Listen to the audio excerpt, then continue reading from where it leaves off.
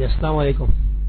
یہ تو ہم کہتے ہیں کہ بھائی عقائد پر بات ہونی چاہیے، اور یہ سب سے پہلے یہ مسئلہ جو ہے میں نے پاکستان میں کھڑا کیا تھا، اپنے بھائیوں کو سمجھایا تھا، اور اس وجہ سے مناظرے کچھ ہوئے بھی ہیں. اب مسئلہ یہ کہ یہ حضرات جو ہیں یہ عقائد پر بات کرنے کے لیے تیار نہیں ہوتے. یہ دیوبندی حضرات جو ہیں وہ عقائد پر بات کرنے کے لیے تیار نہیں ہوتے، اور اگر ہو جائیں تو پھر جھگڑا کرتے ہیں، وہاں مناظرہ نہیں ہونے دیتے. اس کا حل یہ ہے کہ اگر یہ عقائد پر مناظرہ ہو تو انٹرنیٹ پر مناظرہ ہونا چاہیے، جس طرح کہ وہ انصر باجوہ کے ساتھ جو پروفیسر طالب الرحمان صاحب کا مناظرہ ہوا ہے، تو یہ مناظرہ بہت اچھا ہوا ہے. انٹرنیٹ پر اگر مناظرہ ہو اور اس کی شرائط پہلے طے کر لی جائے تو پھر تو عقائد پر مناظرہ بہت ہی شاندار ہوتا ہے، بہت ہی شاندار ہوتا ہے. اس میں کسی قسم کے جھگڑے کا امکان نہیں ہوتا.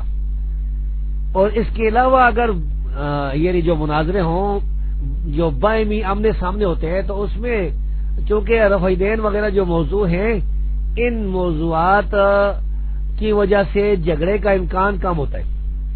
کیونکہ اگر آپ بتائیں گے اشرف علی تھانوی کا کفر ہو تو انہیں تو بڑا غصہ آئے گا، وہ تو ممکن ہے گالیاں دینی شروع کر دیں. اور دوسری بات یہ ہے کہ یہ جو اختلافی مسائل پر مناظرے ہیں، ان کی وجہ سے بھی اللہ کے فضل سے بہت سے لوگ آلے حدیث ہوئی، بڑی جو ہے صحیح دعوت ہو پھیلی ہے.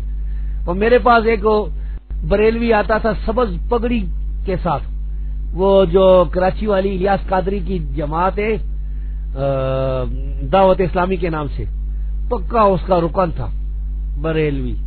تو رفع دین پر میرے ساتھ اس کی بات ہوئی ہے، اس نے رفع دین کی تحقیق کی اور ایسا اہل حدیث ہو گیا کہ اللہ کے فضل سے اب وہ پکا کٹر اہل حدیث ہے، بلکہ وہ سارے بھائی اہل حدیث ہیں. وہ گھر ان کے والد کو چھوڑ کر گھر ہی اہل حدیث بن گیا، تو وہ اب غیر اہل حدیث کے پیچھے نماز بھی نہیں پڑھتا وہ اس کے بھائی.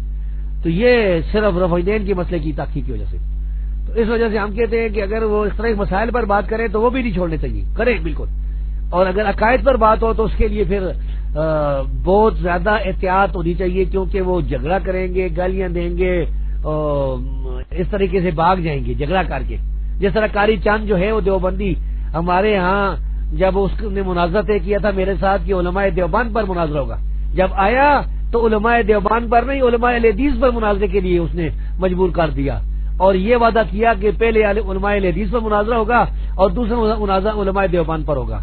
علماء اہل حدیث پر مناظرہ ہونے کے بعد جو ہے پھر جب دوبارہ وہ آیا تو اس نے ایسا شور مچانا شروع کر دیا اور دیوبندیوں نے کہ بھاگ کر چلے گئے، اور علماء دیوبند پر مناظرہ نہ ہوا، نہ یعنی مناظرے کے لیے بالکل تیار نہیں ہوئے. تو یہ وجہ ہے کہ ہم اس وجہ سے ہم یہ کہتے ہیں کہ بھائی اب کتاب و سنت کی دعوت تو پہنچانی ہے، اس لیے جدھر بھی یہ مناظرے کے لیے تیار ہونے چھوڑے نہیں.